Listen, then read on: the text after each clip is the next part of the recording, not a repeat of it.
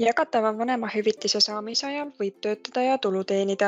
Kui su ühes kuus saadav brutotulu on väiksem kui pool vanemahüvitise ülempiiri, siis sulle makstav vanemahüvitis ei vähene.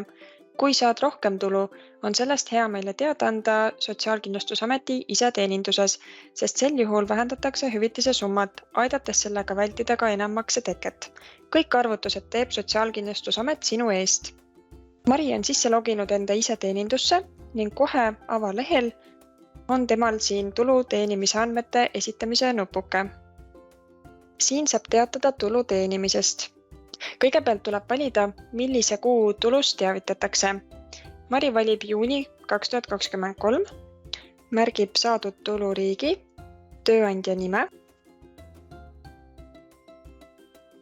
ning kuna Mari teab, et ta teenib tulu üle vanemahüvitise ülempiiri, milleks on 2023. aastal 2145 eurot 65 senti, siis ta märgib selle siia ära. Mari hakkab teenima 2300 eurot brutos. Ning siin kohe arvutatakse, kuivõrd vähendatakse Mari vanemahüvitist ja saabki esitada tuluandmed.